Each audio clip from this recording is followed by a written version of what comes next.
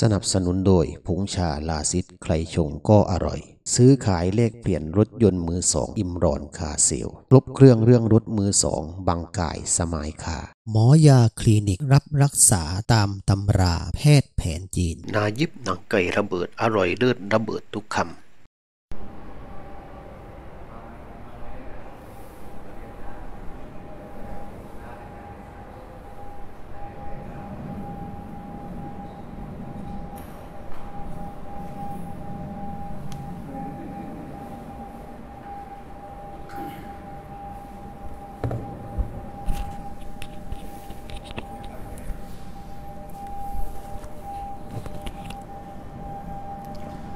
السلام عليكم ورحمة الله وبركاته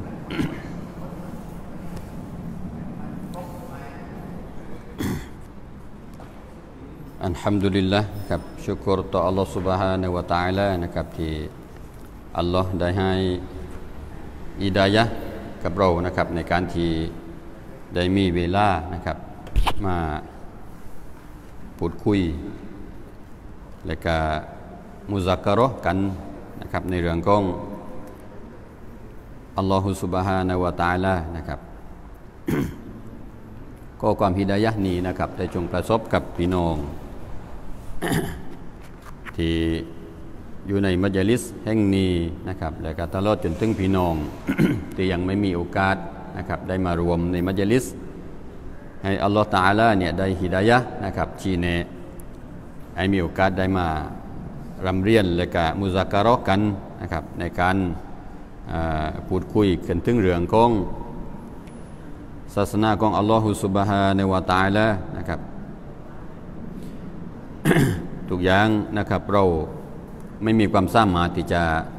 ทำได้นะครับยกเว้นต้องโดยการช่วยเหลือจากอัลลอฮฺ سبحانه และ تعالى นะครับขอให้เราทั้งหลายได้ มีหัวใจที่แน่วแน่นะครับในการที่จะช่วยกันยืนยัดนะครับแนวทาง ปฏิบัติอามัลและการหลักการหยุดมั่นนะครับและการแนวทางในการช่วยเหลือส่งเสริมกันในเรื่องของการทำความดีในศาสนาของอัลลอฮฺ سبحانه และ تعالى นะครับ เพื่อที่จะเป็นเสบียงนะครับเพื่อที่จะเป็นเสบียงให้กับเราทั้งหลายเนี่ยไปสู่โลกอาคิเราะห์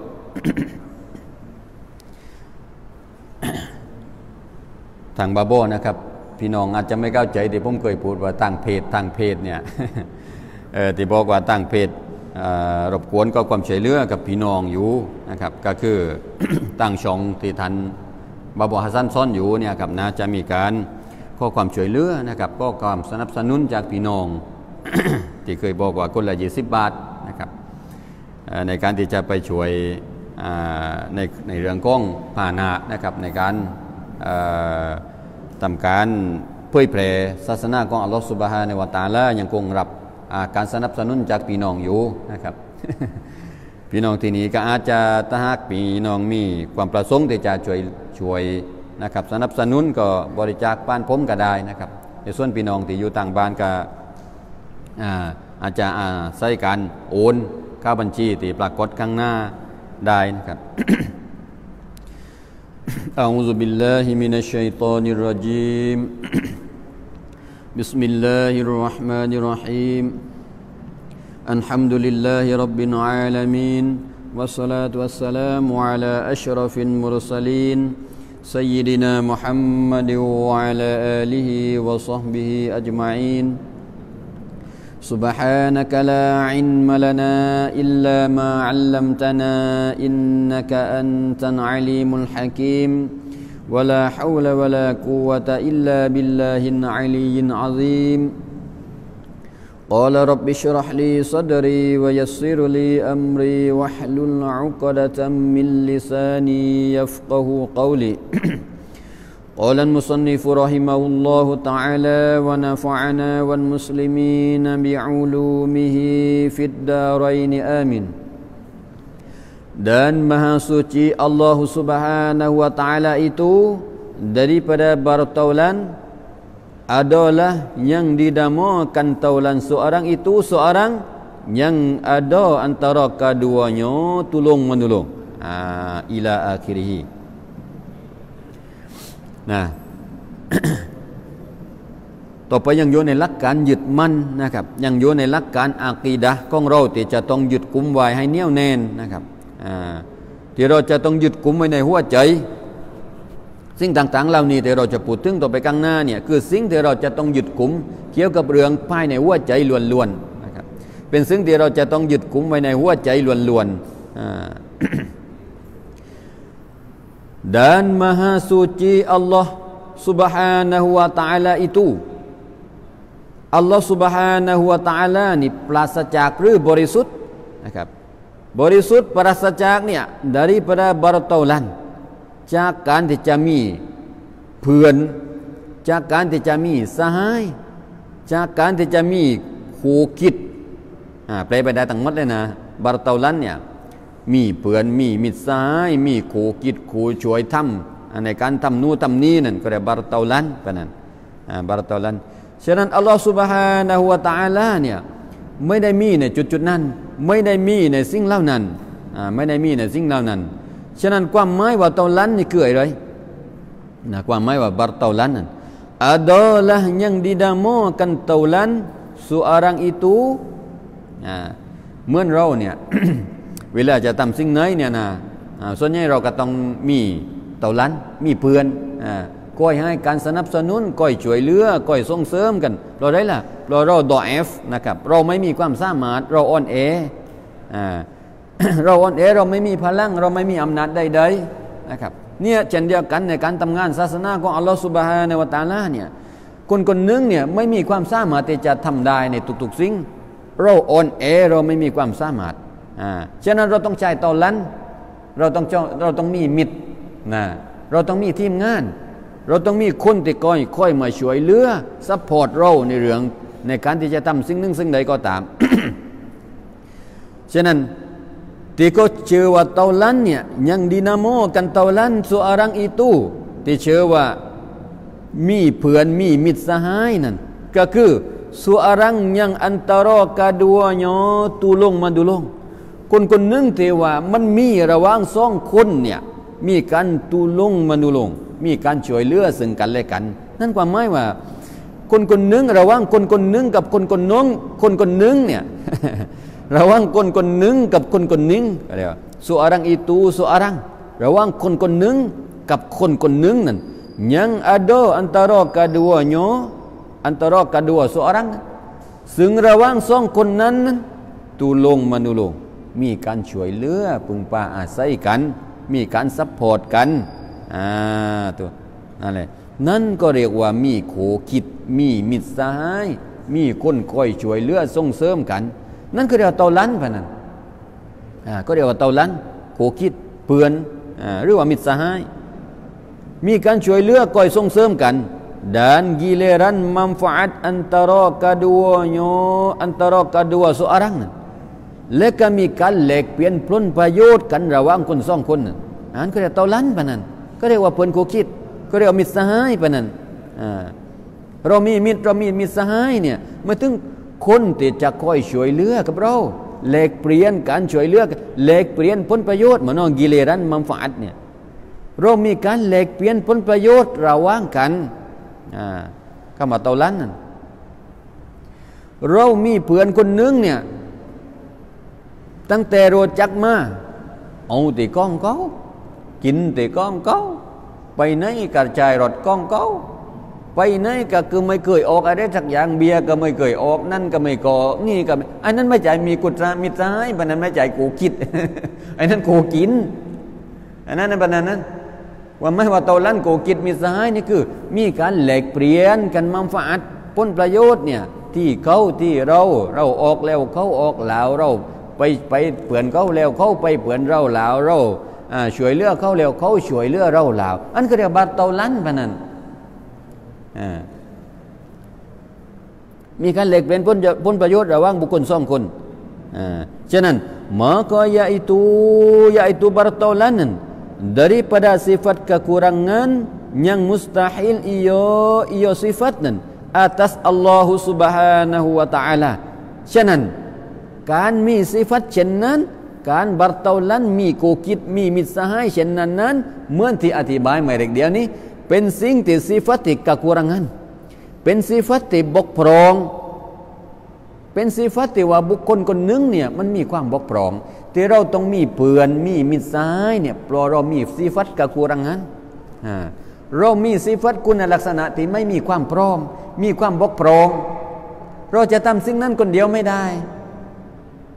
เราจะไปไหนคนเดียวเนี่ยมันก็ไม่สะดวกเราจะไปทำสิ่งนั้นเราก็ไม่สะดวกคนเดียวต้องมีคนคอยซัพพอร์ตคอยช่วยเหลือส่งเสริมกันนะฉะนั้นการที่ว่าเราต้องอาศัยเพื่อนมิตรสหายนั่นคือบ่งบอกว่าเรานี่มีสิฟัตติกะกุรังันมีความบกพร่องในตัวเอง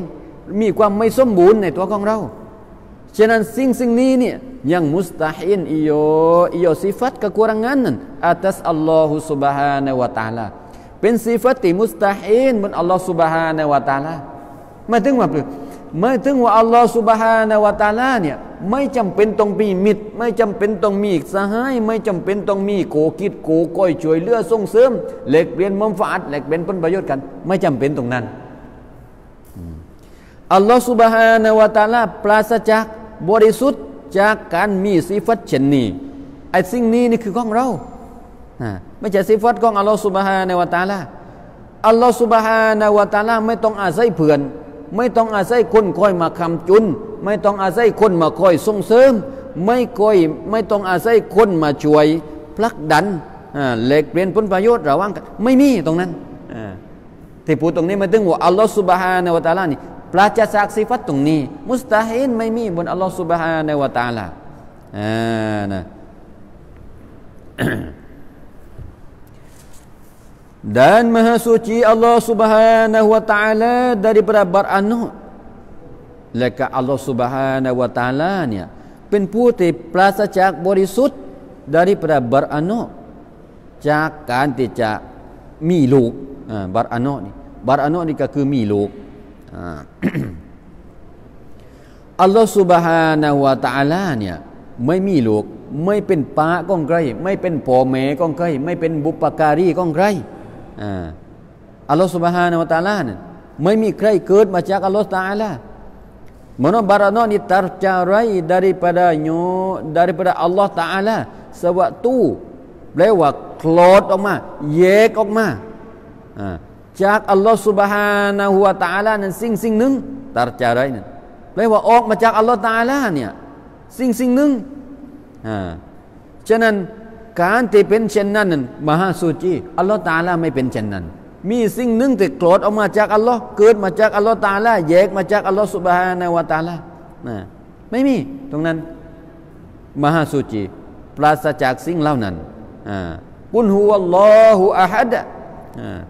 ในซูเราะตุลอิคลาสนั้นกุลวัลลอฮ์อัลลอฮุศอมัดลัมยะลิดtidak beranak ia Allah Taala walam yulad dan tidak diberanakkan dia ความหมายอัลลอฮฺ Subhanahu wa taala นี่ไม่เป็นพ่อแม่ของใครและก็ไม่มีใครเป็นพ่อแม่ของอัลลอฮฺ Subhanahu wa taala นั่นไม่มีพ่อไม่มีแม่ไม่เหมือนเรานี่เรามีพ่อมีแม่ถึงจะเกิดออกมาเป็นเราได้เนี่ยเรามีพ่อมีแม่สัตว์ก็เช่นเดียวกันในการที่จะมีคลอดลูกออกมาได้นี่มันมีพ่อมีแม่มีการผสมพันธุ์มีการสืบพันธุ์สืบเชื้อสายออกมาเป็นคนคลอดออกมาแต่อัลลอฮฺ Subhanahu wa taala มหาสุจีอัลลอฮ์ไม่มีเช่นนั้นนะadapun Sayyidina Isa alaihi salam itu dijadikan dia oleh Allah Subhanahu wa taala dengan ketiadaan bapa seperti dijadikan akan Adam dengan ketiadaan bapa itu diaนะเมื่อเราบอกว่าอัลลอฮฺ Subhanahu wa taala นี่ปราศจากเป็นพ่อแม่ของใครและก็ไม่มีใครเป็นพ่อแม่ของอัลลอฮ์เมื่อเราบอกว่านั้นและสำหรับนบีอีสาล่ะกันนี่นบีอีสาเนี่ย dijadikan dia oleh Allah Subhanahu wa taala dengan ketiadaan bapa เมื่อนบีอีสากะอัลลอฮ์สร้างมาโดยไม่มีป้าเช่นกันเราไปรัดเราไปคานเบอร์บอกว่า ทุกสิ่งทุกอย่างเกิดมานี่มันมีพ่อมีแม่สัตว์ก็เช่นเดียวกันมีพ่อมีแม่เกิดออกมาได้เนี่ยแล้วนบีอีสาล่ะอัลลอฮฺซุบฮานะฮูวะตะอาลาสร้างมานี้ด้วยไม่มีพ่อเกิดมาได้บรรพือออกมาได้บรรพือเพราะนบีอีสานี่ไม่มีพ่อไม่มีป้าseperti dijadikan Adam เหมือนกันเช่นเดียวกันที่อัลลอฮฺซุบฮานะฮูวะตะอาลาสร้างกันนบีอาดัมdengan ketiadaan bapaด้วยไม่มีป้าเช่นเดียวกันฉะนั้นตรงนี้bahkan dijadikan kejadian Adam terlebih mengherankan daripada kejadian Isa ในเมื่อเป็นเช่นนั้นนบีอีสาเนี่ยเกิดมาโดยไม่มีป้าแล้วนบีอาดัมล่ะนบีอาดัมนี่อัลลอฮ์สร้างมาจากการที่ไม่มีป้าเช่นเดียวกันฉะนั้นการที่สร้างนบีอาดัมนั้นบอกกันแต่ตะว่าdijadikan Adam ในการที่อัลลอฮ์สร้างกันนบีอาดัมนั้น terlebih mengherankan มันเป็นสิ่งที่แปลกประหลาดยิ่งกว่าแล้วเป็นสิ่งที่เหลือเชื่อเป็นสิ่งที่แปลกประหลาดยิ่งกว่าแล้วเพราะว่ามนุษย์คนแรกอัลลอฮ์ซุบฮานะฮูวะตะอาลาสร้างนบีอาดัมเนี่ยตั้งแต่ไม่มีมนุษย์คนไหนๆเลยแต่สร้างมาได้ปันเปื่อสร้างมาได้ปันเปื่อกันนี่สร้างนบีอาดัมมา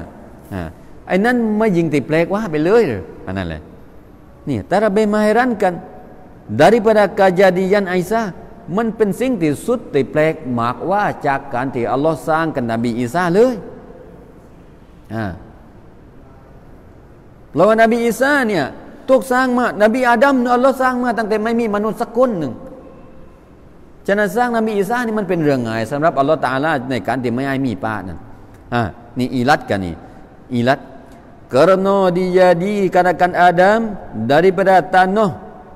เพราะว่าอัลลอฮ์ซุบฮานะฮูวะตะอาลานี่สร้างกันนบีอาดัมนั้นสร้างกันมาจากดินสร้างมาจากดิน tidaklah bagi Adam ibu dan bapa ซึ่งไม่มีป้าไม่มีมาอัลลอฮ์ซุบฮานะฮูวะตะอาลาสร้างนบีอาดัมมาจากดิน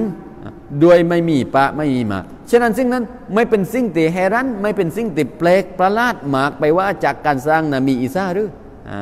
ตัวเดียวบ่งบอกว่าสิ่งเหล่านี้เป็นสิ่งที่ว่าอัลลอฮฺซุบฮานะฮูวะตะอาลานี่สามารถที่จะทำได้อย่างง่ายได้ทำได้อย่างง่ายได้dan maha suci Allah Subhanahu wa taala daripada diperanakan dia leka Allah Subhanahu wa taala ni maha suci ปราศจากdaripada diperanakan dia จากการที่จะมีผู้ไปคลอดกันอัลลอฮฺซุบฮานะฮูวะตะอาลาจากการที่จะไปเป็นลูกของบุคคลคนหนึ่งอัลลอฮฺซุบฮานะฮูวะตะอาลานี่ไม่มีในจุดนั้นอัลลอฮฺซุบฮานะฮูวะตะอาลานี่ไม่เกิดมาจากใครวะลัมยูลัดลัมยะลิดวะลัมยูลัด tidak diperanakan dia ไม่มีใครเกิดอัลลอฮฺซุบฮานะฮูวะตะอาลามาอัลลอฮฺตะอาลาไม่มีพ่อไม่มีแม่สิ่งเหล่านั้นเป็นสิ่งที่มุสตาฮีลบนอัลลอฮฺตะอาลานี่maha suci ia ya Allah daripada ada bagi Allah ibu atau bapa เป็นสิ่งที่บริสุทธิ์พุทธพองอัลลอฮฺซุบฮานะฮูวะตะอาลาในการที่จะมีป้ามีมาเป็นสิ่งที่มุสตาฮีลไม่มีบนอัลลอฮฺซุบฮานะฮูวะตะอาลา maka tidak ia Allah tercerai daripada sesuatu อัลลอฮฺตะอาลาไม่ได้แยกมาจากสิ่งไหนไม่ได้คลอดมาจากสิ่งไหนไม่ได้เกิดมาจากใครความหมายว่า tidak tercerai daripada sesuatu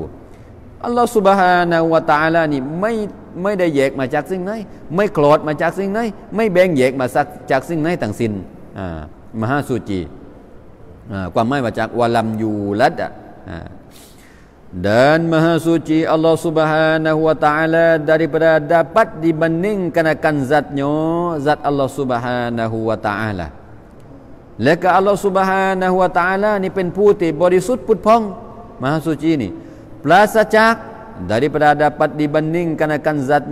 zat Allah จากการที่จะมีคู่เปรียบเทียบมีสิ่งเปรียบเทียบกับสัตว์สิ่งที่ไปเสมอเหมือนกับสัตว์อัลลอฮฺตะอาลาเนี่ยมันดินบันนิ่งงั้นเนี่ยมีโกเปรียบมีโกเทียบมีสิ่งมาใกล้เคียงใกล้ครึ่งมันดินบันนิ่งในสัตว์ของอัลลอฮฺซุบฮานะฮูวะตะอาลาเนี่ยไม่มี dengan segala zat ในบรรดาทั้งหมด dan tidak menyerupai sifatnya sifat Allah dengan segala sifat ในบรรดาสิฟัตทั้งหมดก็ไม่มีสิ่งใดมาเสมอเหมือนมาเปรียบเทียบมาเป็นเทียบเคียงทั้งหมดไม่มีdan tidak dapat dibandingkan af'an Allah และบรรดาการกระทำของอัลลอฮฺ Subhanahu wa Ta'ala ไม่มีสิ่งหนึ่งซึ่งใดมาเปรียบเทียบในการกระทำของอัลลอฮฺ Subhanahu wa Ta'ala ได้ดังนั้นสักละอัฟอัลฮาวาดิสในบรรดาการกระทำของฮาวาดิสทั้งหมดฮาวาดิสนี่แปลว่าสิ่งไม่นะฮาวาดิสเนี่ยในบรรดาอัฟอัลนี่แปลว่าสักบรรดาการกระทำอัฟอัลเนี่ยฟิอลุนฟิอลานีอัฟอาลุนอย่างหมอตักเซดนะแปลว่าบรรดาการกระทำฮาวาดิสนี่คือในสิ่งบรรดาสิ่งไม้ทั้งหมดนั่นยังบาฮรูอินีความหมายนอกวงเล็บยังบาฮรูอินีแปลว่าข้องไม้เนี่ยข้องไม้ทั้งหมดเนี่ยบรรดาการกระทำในข้องที่ถูกสร้างมาทั้งหมดนี่ฮาวาดิสนี่คือข้องที่ถูกสร้างมา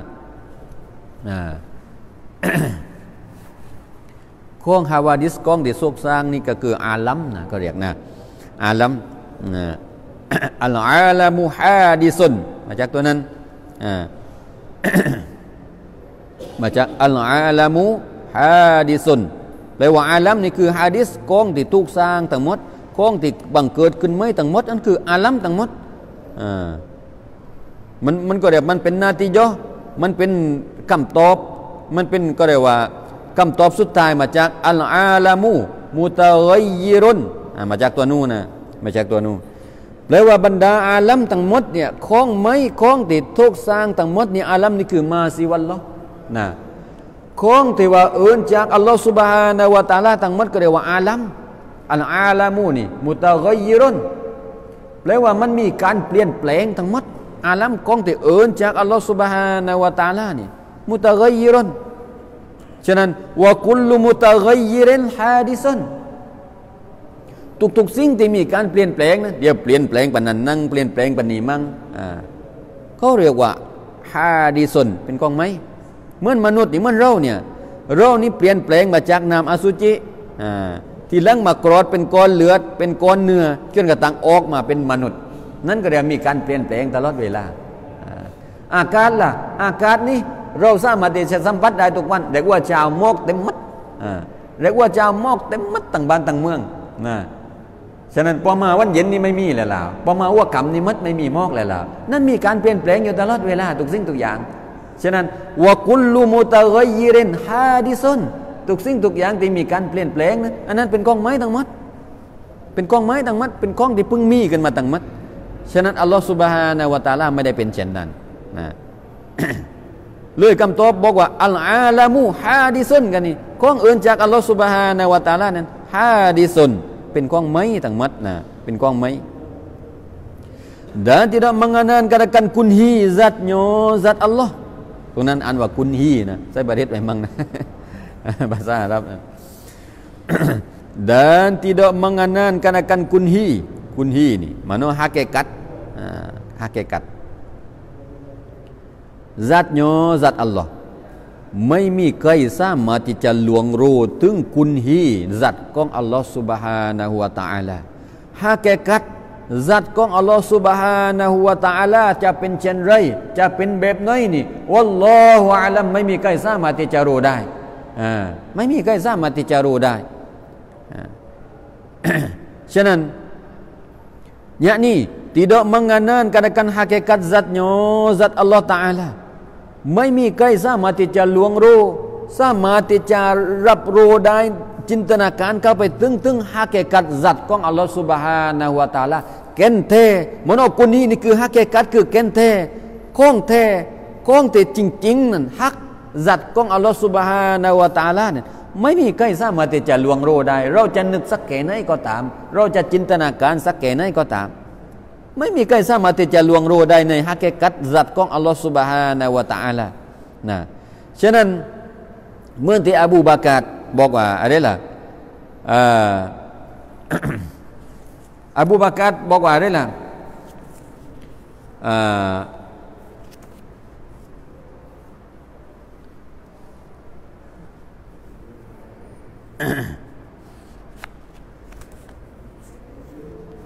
อบูบากรบอกว่า การที่เราเนี่ยไม่สามารถที่จะไปล่วงโรยสัมผัสได้ถึงฮากิกัตของอัลลอฮฺซุบฮานะฮูวะตะอาลานั่นแหละคือการที่เรารู้นั่นแหละคือการที่เรารู้ การที่เราไม่มีความสามารถการที่เราไม่มีความสามารถที่จะก้าวไปสัมผัสที่จะก้าวไปล่วงรู้ไม่มีความสามารถที่จะก้าวไปจินตนาการถึงกุนฮีจัดของอัลลอฮฺซุบฮานะฮูวะตะอาลานั่นแหละคือผู้ที่รู้ก็ถามเราว่าจัดอัลลอฮฺซุบฮานะฮูวะตะอาลาเป็นเช่นไรเป็นแบบไหนจัดของอัลลอฮฺซุบฮานะฮูวะตะอาลาเราบอกว่าเราไม่รู้นั่นแหละคือรู้ นั่นแหละคือรู้แต่สำหรับคนที่บอกว่าจัดของอัลลอฮฺตะอาลาเป็นเช่นนั้นเป็นเช่นนี้หน้าตาแบบนั้นหน้าตาแบบนี้อันนั้นคนไม่รู้นั่นคนไม่รู้ฉะนั้นการที่เราไม่มีความสามารถที่จะไปล่วงรู้ไม่สามารถที่จะไปเข้าถึงไม่สามารถที่จะไปสัมผัสในทุกสิ่งทุกอย่างเกี่ยวกับจัดของอัลลอฮฺซุบฮานะฮูวะตะอาลานั่นคือการที่เรารู้นั่นคือการที่เรารู้อบูบะกัรบอกเช่นนั้นนะตัวเดียว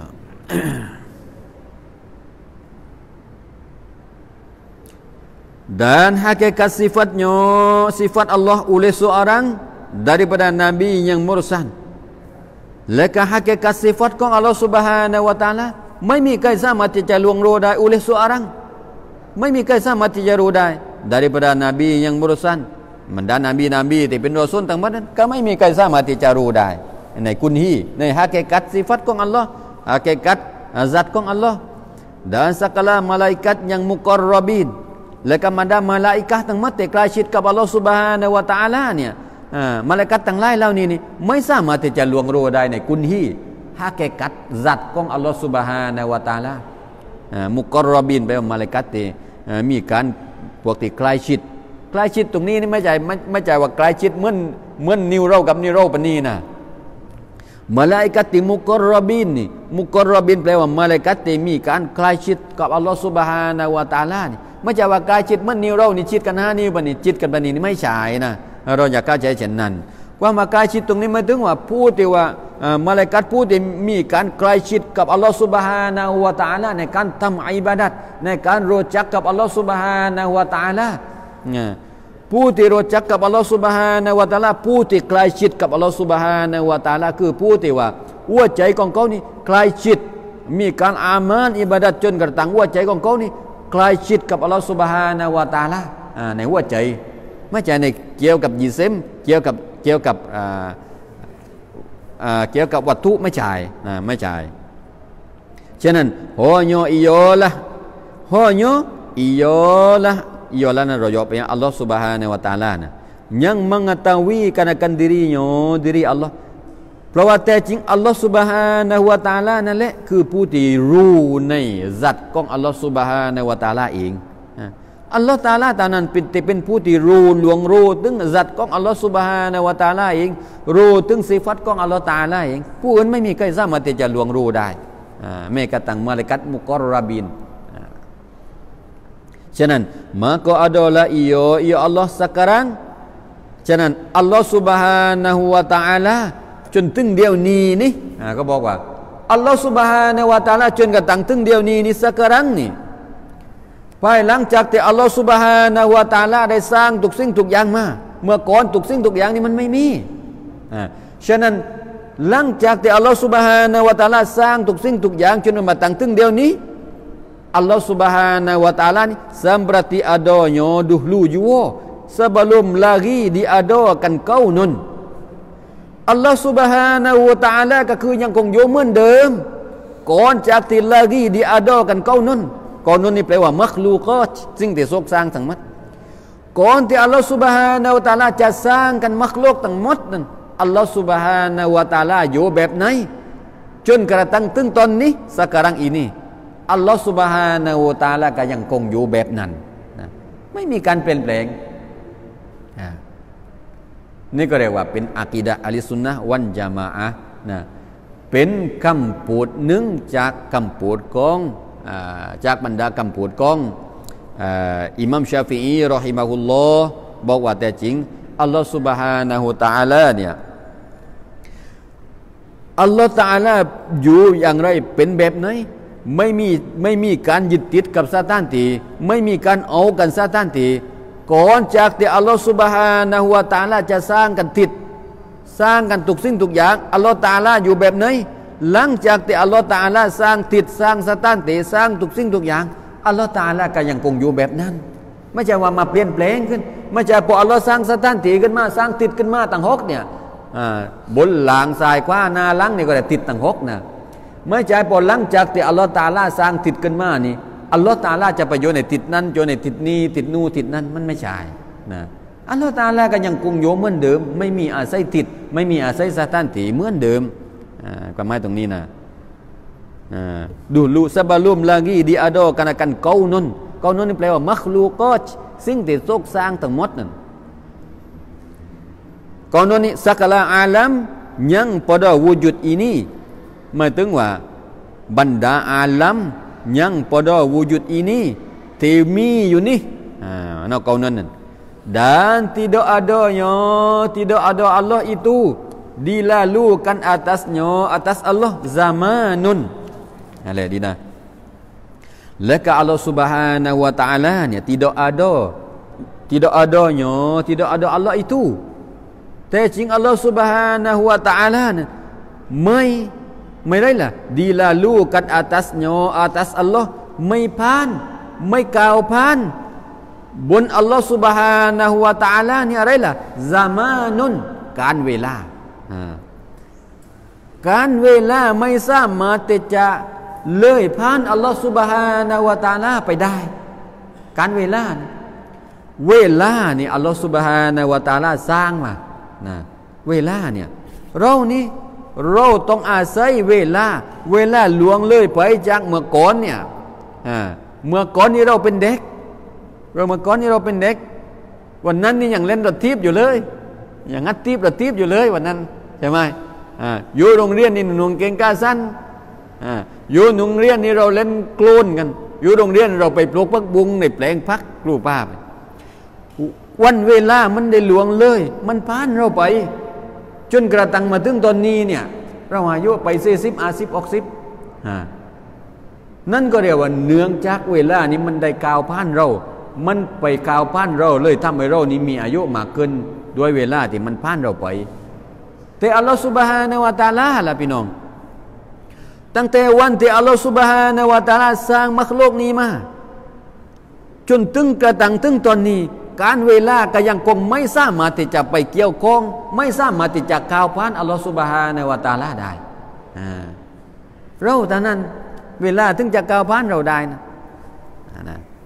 dan tidak meliputi pada makan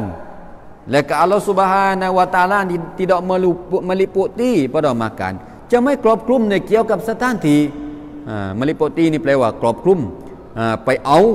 pada makan เกี่ยวกับสถานที่ใดๆสถานที่ใดๆก็แล้วแต่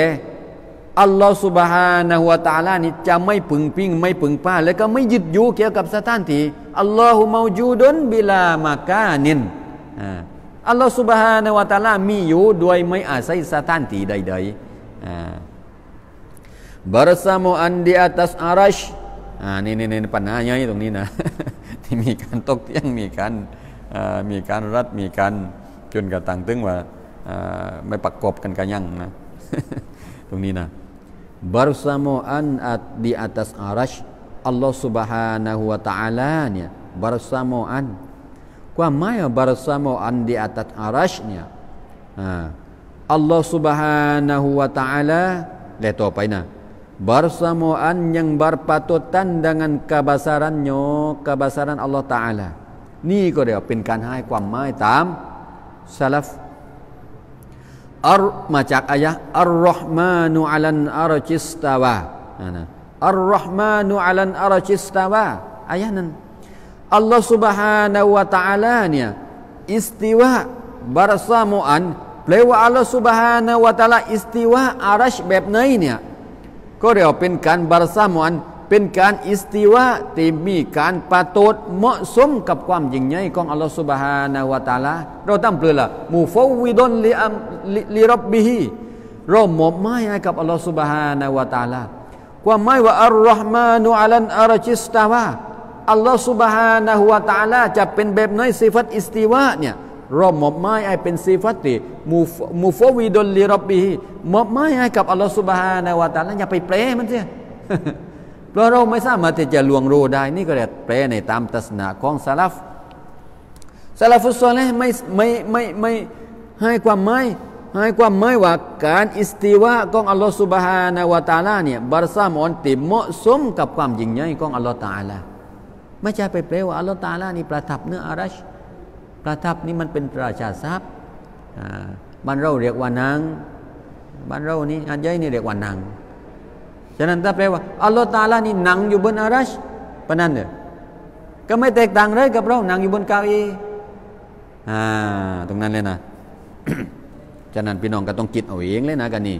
สิ่งไหนก็ตามแต่ว่ามันไม่เหมาะไม่ควรแล้วก็เป็นสิ่งที่มินเมเป็นสิ่งที่ว่าเราพูดออกไปเนี่ยมันพูดแล้วไม่มันทำให้ตัวของเราเสี่ยงในการที่จะนำพาไปสู่การตกอะไรก็เรียกว่ามุรตัดวันอายาซุบิลละเราไปหาเรื่องก็เสยนะเราอยู่ให้บายๆไม่นี่วะไปบอกว่าอัลลอฮ์ตะอาลาประทับเนื้ออารัชแล้วไปหาเรื่องก็เสยแล้วนะบอกว่าอัลลอฮ์อิสติวาแบบไหนวัลลอฮุอาลัมเราไม่รู้มอบหมายให้กับอัลลอฮ์ตะอาลาไปหาเรื่องก็ใส่ก็เรียกว่าข้องที่มันมีข้องที่เราพูดไปแล้วนี่มันซุ่มเสียงนะ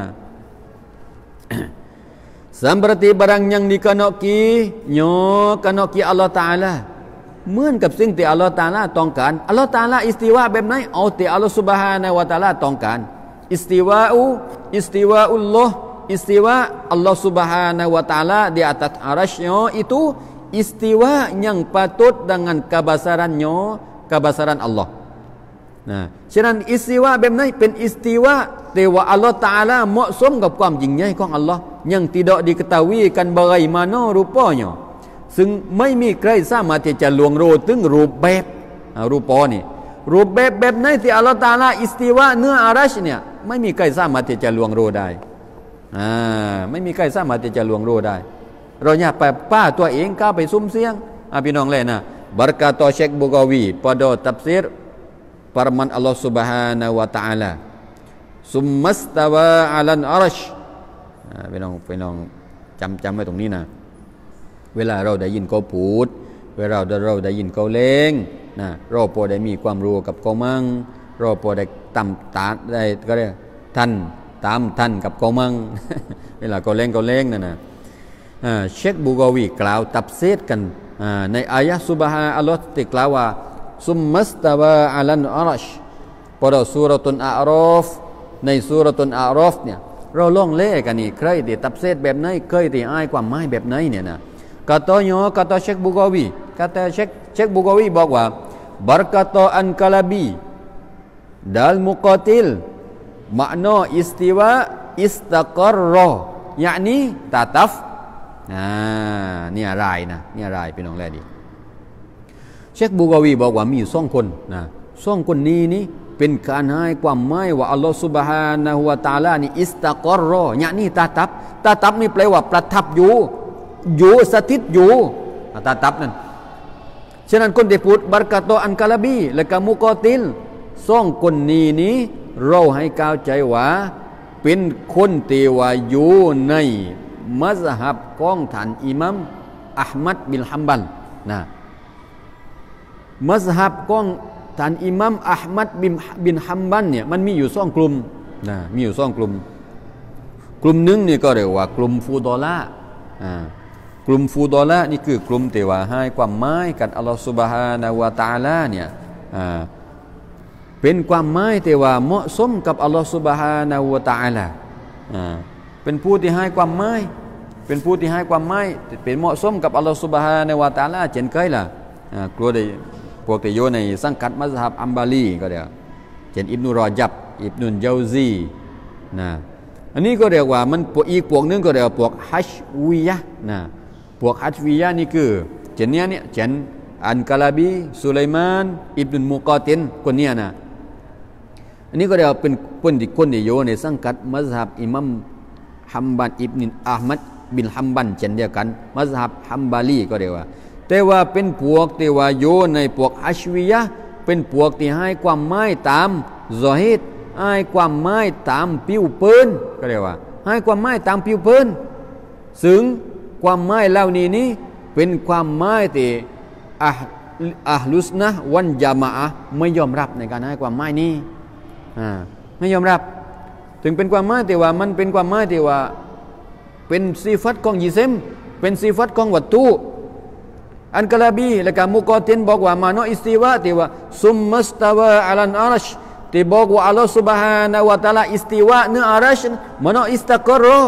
ตาตัฟสถิตนั่งอยู่ประทับอยู่มันหมายความหมายปานนั้นฉะนั้นเราต้องระวังที่เขาบอกว่าอัลลอฮฺ Subhanahu wa taala นี่ประทับอยู่เนื้ออารัชสถิตอยู่เนื้ออารัชต่างๆเหล่านี้พี่น้องให้เข้าใจว่ามันไม่ใช่อากีดะห์ของอัลลุสนะห์วัลญะมาอะห์นะไม่ใช่แนวทางของเราอย่าไปยึดถือเช่นนั้น อย่าไปยึดถือเช่นนั้น dan berkata Abu Ubaidah และก็อิบนุอุบัยดะห์กันนี้ก็ไม่ใช่แนวเราเหมือนกันนะพี่น้องเข้าใจว่าอยู่ในศาสนาของอยู่ในมัซฮับของอิหมัมอะห์มัดเช่นเดียวกันซึ่งอยู่ในกลุ่มฮัชวียะห์กลุ่มฮัชวียะห์ฉะนั้นอบูอุบัยดะห์นี่แปลความหมายอิสติวะว่าซออีดะห์yakni naikอัลลอฮฺ Subhanahu wa taala นี่อยู่สูงขึ้นไปเหนืออารัช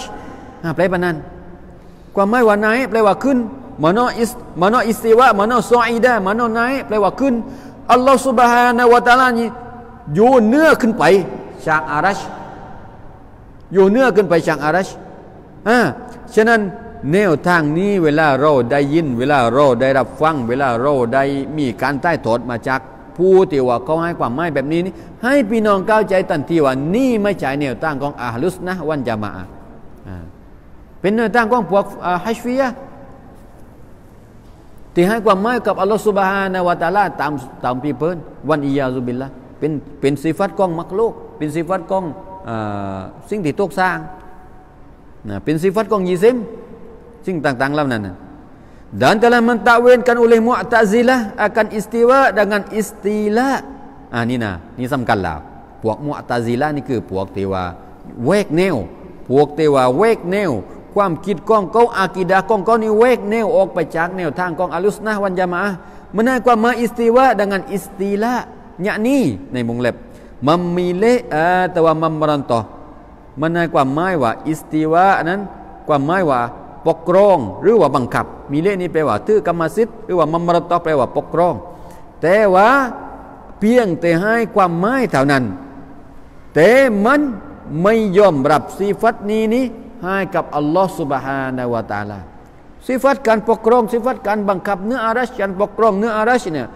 สิฟัตตรงนี้นี่มันแปลอิสติลานั่นแปลความหมายเช่นนี้แต่ไม่ยอมรับสิฟัตนี้ให้กับอัลลอฮฺ Subhanahu wa taala นั่นพวกมุอ์ตะซิละห์พวกมุอ์ตะซิละห์ปะนั้นฉะนั้นความหมายที่จุดสำคัญอยู่ตรงนี้อะดาปุนอะห์ลุสนะห์วัลญะมาอะห์อันนี้ในของเรานะของเรานี่สำหรับทัศนะแนวทางของอะห์ลุสนะห์วัลญะมาอะห์ที่เรายึดถืออยู่นี่berkata mereka itu ซึ่งพวกเขากล่าวว่าbermula istiwa Allah Subhanahu wa taala di atas arasyการที่อัลลอฮฺ Subhanahu wa taala อิสติวะเหนืออารัชนั้นsatu sifat bagi Allah Taala Azza wa Jalla เป็นสิฟัตหนึ่งที่เราเนี่ยให้กับอัลลอฮฺ Subhanahu wa taala สิฟัตอิสติวะนั้นเป็นสิฟัตหนึ่งที่มีอยู่ที่อัลลอฮฺ Subhanahu wa taala แต่ว่าtidak diketahui kan bagaimana istiwa แต่ไม่มีใครสามารถที่จะรู้แบบไหนรูปแบบเป็นเช่นไรอิสติวะแบบไหนไม่มีใครรู้อัลลอฮฺ Subhanahu wa taala จะอิสติวะเหนืออารัชแบบไหนไม่มีใครรู้แบบนั้นก็เป็นแนวทางของอะห์ลุสนะห์วัลญะมาอะห์แนวทางของซะลาฟุสศอลิห์เราอย่าไปแปลเหมือนที่บอกกับพี่น้องว่ามันไม่มีเหตุผลใดๆหรือเรามีเหตุผลไหนหรือในการที่จะนำตัวของเราเองนี่ไปคิดกับอัลลอฮฺ Subhanahu wa taala เช่นนั้นไอ้มันเหมือนกับมัคลุกนั้นไปคิดกับอัลลอฮฺ Subhanahu wa taala ไอ้มันมินเมไอ้มันซุ่มเสี่ยงในการที่จะทำให้อากีดะห์ของเรานี่ผิดเพี้ยนนั้นเรามีเหตุผลไหนหรือเรามอมอ้ายกับอัลลอฮฺ Subhanahu wa taala ที่มันจบ นะก็อย่าไปคิดเช่นนั้นมันมินเมมันซุ่มเสียงในการจะทำให้เรานี่ตกกาเฟรตกมุรตัดนั่นวัลยาซุบิลละนะฉะนั้นเราต้องมอบหมายให้กับอัลลอฮฺ Subhanahu wa taala wajib atas seorang beriman dengan ya dengan istiwa wajib บุคคลคนหนึ่งนี่ต้องอีมันศรัทธาด้วยสิฟัตอิสติวาอัลลอฮฺ Subhanahu wa taala อิสติวาแบบไหนวัลลอฮุอะลัมเราไม่รู้นี่คือแนวทางของอะห์ลุสนะห์วัลญะมาอะห์ที่เรายึดถืออยู่ที่ถูกต้องที่สุดนะฉะนั้นdan menjarahkan mengetahuikan bagaimana istiwa itu kepada Allah Taala juga เรามอบหมายความรู้เกี่ยวกับอัลลอฮ์ตะอาลาอิสติวาแบบไหนเนี่ยจะเป็นแบบไหนเป็นลักษณะอย่างไรนี่มอบหมายให้กับอัลลอฮ์ซุบฮานะฮูวะตะอาลาอย่างเดียวเราไม่รู้เราไม่แปลเราไม่สามารถที่จะไปล่วงรู้ได้นั่นก็เรียกว่าแนวทางของอะห์ลุสนะห์วัลญะมาอะห์เป็นอากีดะห์ของซะลาฟุสซอลิห์ที่ถูกต้องที่สุดแล้วเราจงยึดถือไว้ปานนั้นเพราะอะไรล่ะdan adalah seorang menanyakan Imam Malik akan makna firman Allah Subhanahu wa taala มีบุคคลคนหนึ่งได้ไปถามกันกับท่านอิหมัมมาลิกนี่ครูกบเคยเล่นให้เราฟังหลายหนแล้วนะ มีบุคคลคนหนึ่งได้ไปถามกับท่านอิหมัมมาลิกถามว่าเพื่อล่ะถามakan makna firman Allah taala ar-rahmanu 'alan arsy istawaไปถามความหมายอัลลอฮ์มานุอัลันอาร์ชิสตาวาไปถามกับท่านอิหมัมมาลิกก็คือครูของอิหมัมชาฟิอีนี่เลยนะครูของอิหมัมชาฟิอี อิหมัมมาลิกนี่เป็นชาวมะดีนะห์นะเกิดในปีที่93ของอิจเราะห์แล้วก็ไปเสียชีวิตในปีที่179เป็นครูของอิหมัมชาฟิอีเรานะแล้วก็เป็นเจ้าของกิตับอันมุวัตตะที่มีชื่อเสียงที่ดังที่สุดจนกระทั่งว่า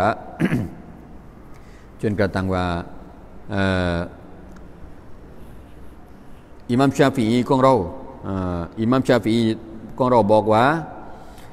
แต่จริงกิตับมุวัตตะของอิหมัมมาลิกนี่เป็นกิตับที่ว่าคลุมทุกสิ่งทุกอย่างบนหน้าแผ่นดินบะดันกุรอานุลกะรีมหลังจากร่องลงมาจากอัลกุรอานกิตับมุวัตตะของอิหมัมมาลิกนั่นนะแกเป็นคนที่ว่าเป็นคนตาบีอินเกิดในปีที่93เสียชีวิตในปีที่179มีอยู่ครั้งหนึ่งนะมีคนหนึ่งไปถามกับท่านอิหมัมมาลิกถึงความหมายของอัลลอฮ์มานุอัลันอาร์ชิสตาวา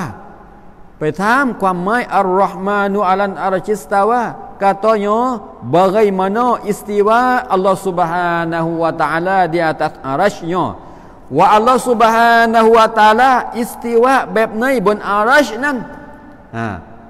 อิหมัมมาลิกตอบคำถามนี้เช่นไรติดตามกลางต่อไปนะเวลามันไม่พอแล้วซุมมะกอละ Dan adalah seorang menanyakan Imam Malik akan makna firman Allah Ta'ala Ar-Rahmanu 'alan arsy istawa wallahu a'lam.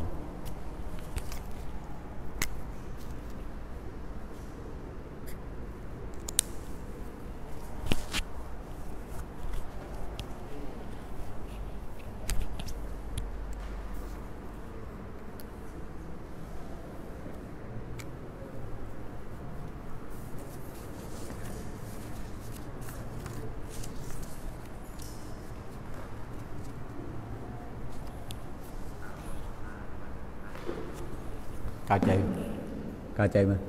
Rô văng mà Rô văng mà Rô văng mà Rô văng mà Tám Mấy cao chạy 8 đài nè 8 này Nhài pôn về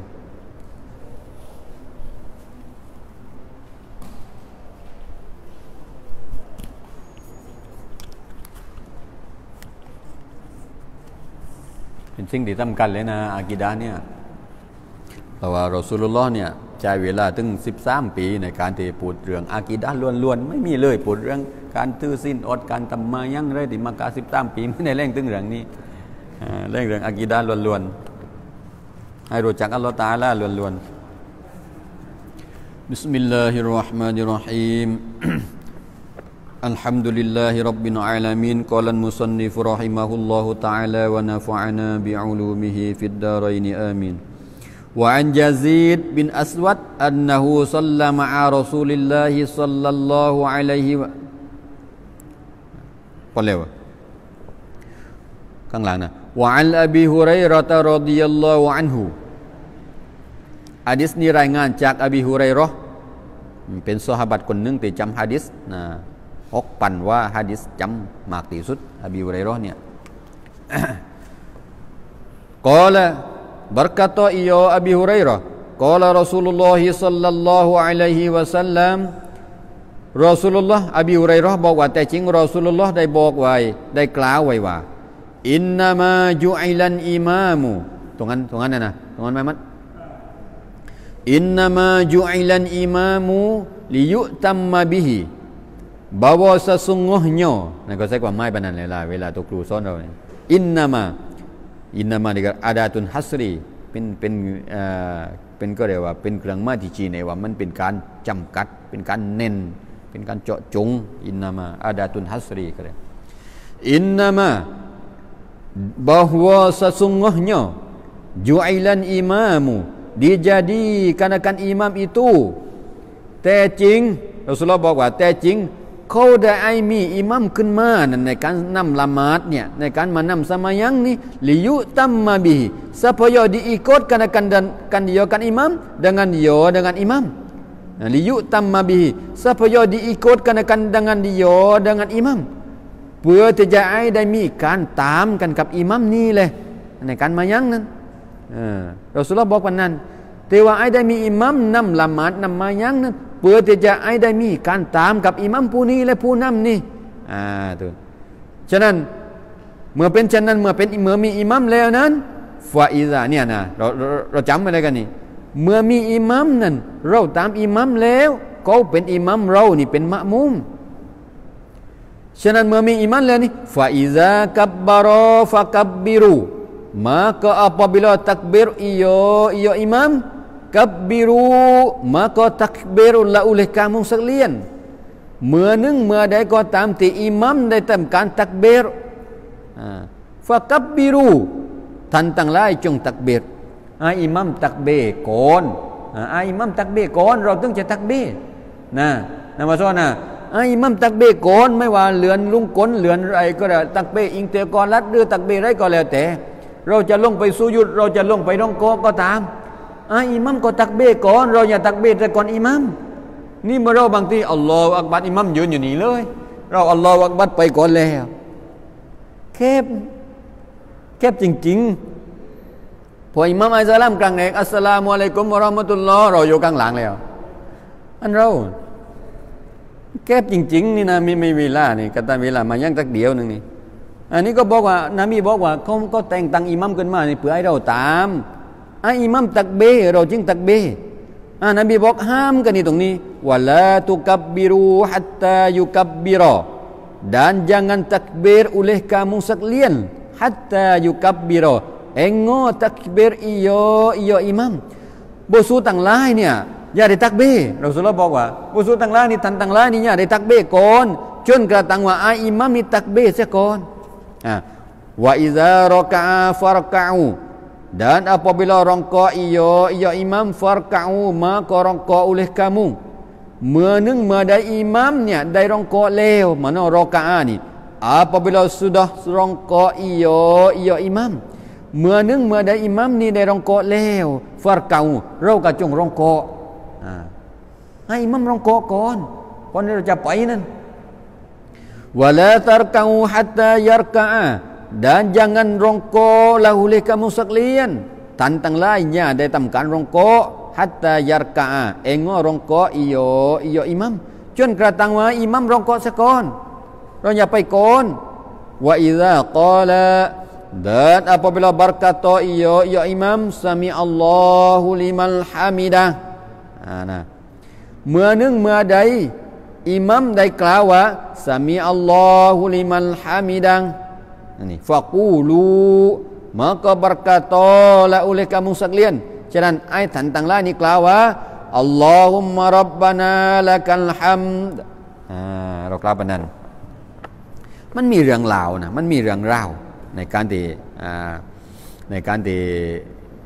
กล่าวว่าอัลลอฮุมมะรับบานาละกันฮัมนะก่อยลาว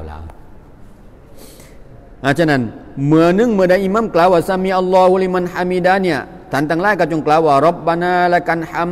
ตรงนี้นั้นมันมีการกีลัฟเนี่ยนะระหว่างตัสนะของอิหมัมอะห์มัดอิหมัมฮานาฟีอะไรต่างๆเนี่ยหมายถึงว่าอิหมัมเนี่ยว่าซามีอัลลอฮุลิมันฮามิดะอย่างเดียวเราไม่ต้องว่าอิหมัมแต่ว่าชาฟิอีเรานี่ในตัสนะของชาฟิอียะตัสนะของเรานี้เราว่าตั้งสองก็ได้หมายถึงว่ามะมุมนี่ว่ากันก็ได้ซามีอัลลอฮุลิมันฮามิดะรับบานาวะละกันนี่อัลลอฮุมมะรับบานาละกันฮัมหรือว่าใช้วะละกันฮัมบางรายงานบอกว่ามีเว้ารับบานาวะละกันฮัมมีเว้าก็มีบางรายงานนะฉะนั้นในทัศนะของเรานี่เราเป็นมะมุมเราว่ากันก็ได้ซามีอัลลอฮุลิมันฮามิดะนะหลังจากนั้นเราก็กล่าวว่าอัลลอฮุมมะรับบานาwa lakan ham ว่าแบบนั้นได้หรือว่าอิหมัมว่าอย่างเดียวก็ได้ซามีอัลลอฮุลิมันฮามิดะเราไม่ต้องว่าเราว่ารับบานาwa lakan ham ปานนั้นก็ได้นะฉะนั้นwa iza sajada fasjudu dan apabila sujud ia imam fasjudu maka sujudlah oleh kamu sekalianเมื่อใดอิหมัมสุยุดก็ให้เราสุยุดวะลาตัสจุดูฮัตตายัสจุดา dan jangan sujud oleh kamu sekalian engkau sujud ia imam อย่าไปได้สุยุดจนกระทั่งว่าอิหมัมเนี่ยสุยุดก่อนอย่าไปก่อนอิหมัมวะอิซาศ็อลลากออิมันฟะศ็อลลูกิยามัน dan apabila sembahyang ia imam qaiman hala qaunihi qaimanเมื่อใดอิหมัมนั้นได้สมายังในท่าที่ยืนอิหมัมสมายังยืนฟะศ็อลลูกิยามันmaka sembahyang oleh kamu hala qaunihi qiyaman berdiri เวลาอิหมัมมายังยืนก็ให้เรามายังยืนwa iza shalla qa'idan fa shallu qu'udan ajma'in dan apabila sembahyang ia imam hala qaunihi qa'idan เวลาอิหมัมนั่งสมายังฟะศ็อลลูqu'udanไอเรานั่งสมายังกันอันนี้ตกยกเลิกไปโดยหะดีษข้างหน้านะตกยกเลิกไปเลยโดยหะดีษข้างหน้าโดยรายงานหะดีษข้างหน้าเอามายกเลิกกันหะดีษนี้ไม่ถึงว่าเปล่าไม่ถึงว่าเราไม่จำเป็นต้องตามกันอิหมัมไม่จำเป็นต้องตามกันอิหมัมในกรณีที่อิหมัมเนี่ยสมายังหนังเราไม่จำเป็นต้องไปนั่งตามอิหมัมในกรณีที่เรามีความสามารถยืนหะดีษนี้ตรงนี้ตกยกเลิกโดยหะดีษข้างหน้าเวลามันน้อยนะอีแรงให้ฟังกันนี่นะฉะนั้นในทัศนะของเราตอนนี้ที่เราทำอยู่นี้ถ้าหากว่าอิหมัมเนี่ยอุซุรไม่สามารถที่จะยืนสมัยยังได้กับอิหมัมนี่นั่งแต่เรานี่มันมีความสามารถในการที่จะยืนให้เราสมัยยังยืนอย่าไปนั่งตามอิหมัมแบบนั้นไม่ได้นะแต่ถ้าหากว่าเราไม่มีความสามารถยืนเราก็นั่งได้อิหมัมนั่งเรานั่งก็ไม่แปลกเลยตรงนั้นนะrawahu Abu Dawud wa hadza labzun hadis wa aslu hadzal hadis ni fi sahihai อาซานเดิมๆของหะดีษนี้นี่ฟิศอฮีให้อยู่ในบุคอรีมุสลิมอยู่ในบุคอรีมุสลิมหรือก็เอามากล่าวในตรงนี้นี่เพื่อที่จะเอามากล่าวในตรงนี้อีกที ต่อไปข้างหน้านี้จะเป็นหะดีษที่ว่ามาบอกอธิบายในเกี่ยวกับวิธีการในการที่เราจะทำสมัยยังพร้อมด้วยกับอิหมัมในฐานะที่เราเป็นมะมุมต่อไปเลยนะ ثم قال وعن أبي سعيد الخدري رضي الله عنه والله أعلم بسم الله الرحمن الرحيم الحمد لله رب العالمين والصلاة والسلام على أشرف الأنبياء والمرسلين وعلى آله وصحبه أجمعين اللهم افتح لنا فتوح العارفين ووسع أرزاقنا ونور قلوبنا واجعل أعمالنا خالصة لوجهك الكريم يا رب العالمين وصلى الله على سيدنا محمد وعلى آله الحمد لله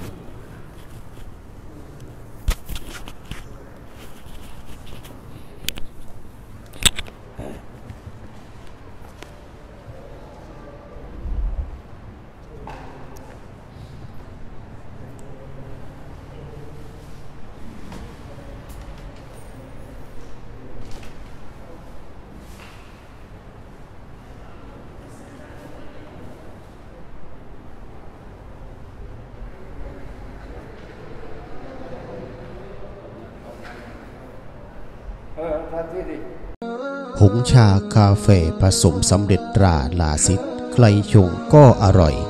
ได้รับมาตรฐานฮาลาลโดยสำนักงานคณะกรรมการอิสลามจังหวัดพัทลุงสนใจสินค้าและบริการโทร 0852496760 ชาลาซิดชาดีสายใต้ก้าวไกลระดับอินเตอร์โรงตีมีดบางแก้ว81รับทำมีดการเกษตรทุกชนิดตั้งอยู่หน้าโรงเรียนบางแก้วพิทยาคมอำเภอบางแก้วจังหวัดพัทลุงสนใจสินค้าและบริการโทร 0862891906 บริหารงานโดยช่างมาโสมยีธมันคุณภาพเหนือราคาต้องมีตรา81เท่านั้นร้านอาบังน้อยจำหน่ายเนื้อแปรรูปอินทผลัมผลไม้แปรรูปนำเข้าจากต่างประเทศสนใจติดต่อ 0928652520 คุณวาสนาบุรุษราชร้านอิมรอนคาเซลรับซื้อขายแลกเปลี่ยนรถยนต์ทุกชนิดร้านอยู่ตรงถนนนิพัฒน์สงเคราะห์5สาขาที่2ร้านอยู่ตรงถนนสัจคุณอำเภอหาดใหญ่จังหวัดสงขลาติดต่อบริการคุณสุกัญญาหรือน้องดิวโทรศัพท์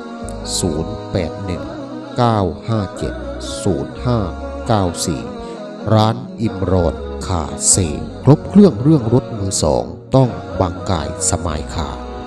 ร้านอยู่เยื้องตลาดนัดเกาะหมีสายนอกถนนลพบุรีราเมศอำเภอหาดใหญ่จังหวัดสงขลาติดต่อบริการ0804844114หรือ0950715353บางกายสมายคา